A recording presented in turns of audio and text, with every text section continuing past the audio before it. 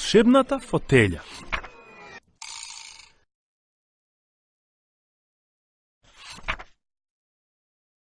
Ноќта полека се спушта над градот. Светилките во улицата каде што живее Иван се палат една по една како милион звезди. Во неговиот дом, домашните се подготвуваат за спиење, испраќајќи уште еден работен ден. Иван неволно влегува во својата соба и за последен пат пред легнување погледнува низ прозорецот. Колку е прекрасно небото ноќе! Севе овие звезди, големи и мали, изгледаат како безброј стакленца што светат. Кога би можел да ги погледнам одблизу.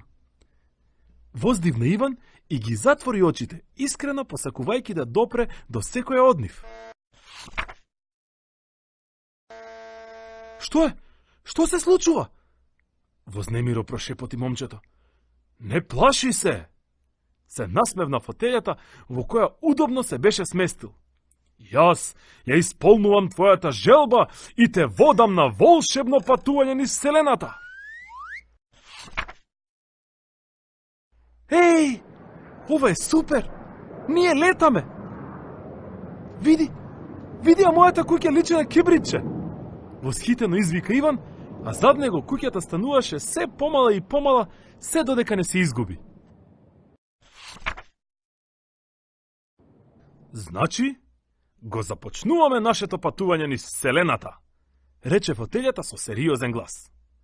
Планетата на која живееш и која ја оставивме зад нас се вика... Како? Како се вика? Нестрпливо праша Иван. Земја, одговори фотељата. Запомни или подобро запиши во твојата тетрадка. Планетата на која живееме се вика Земја и е единствената во нашиот сончев систем на која знаеме дека постои живот. Ова е месечината, продолжи фотељата. Таа го осветлува твоето лице и те чува додека спиеш.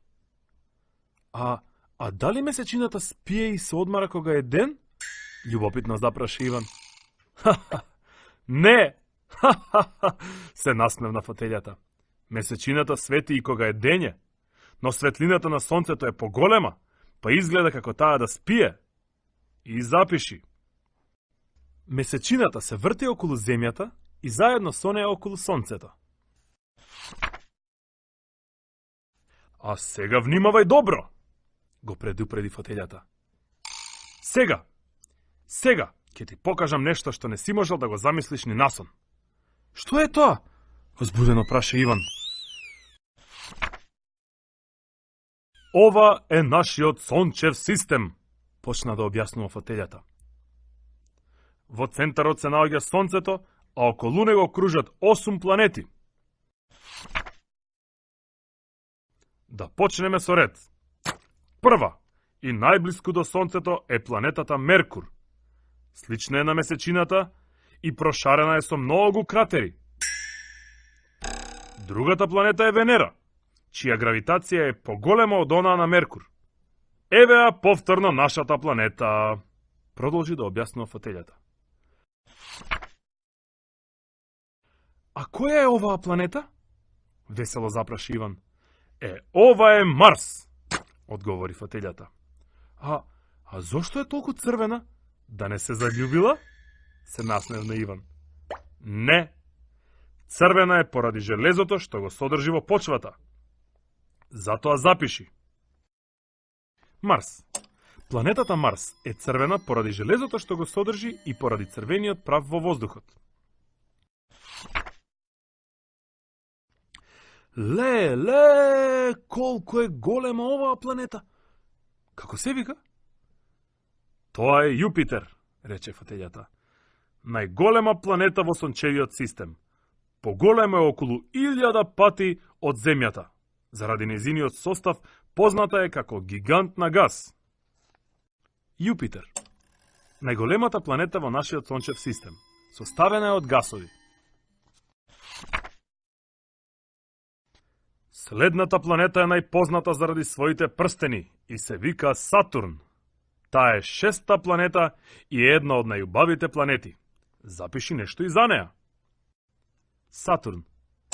Составен е од материи полесни од вода, а прстените се од прав, мраз и камења. Двете последни планети се Уран и Нептун. А зошто се сини? Да не се степале или пак се тажни? Запраше Иван.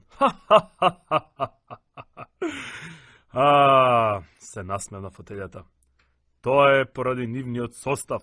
Тие се богати со големи количини на метали. А тоа по нив, малото, тоа е Плутон. Порано беше планета. Уран и Нептун се двете последни планети во сончевиот систем. Време е да си одиме дома, рече фотелјата. Тоа е се што би можел да научиш за сончевиот систем за почеток. Држи се добро, нашето враќање ќе биде возбудливо низ поле од астероиди. Не би сакал да се судриме со некој од нив, рече Иван. Но токму во тој момент...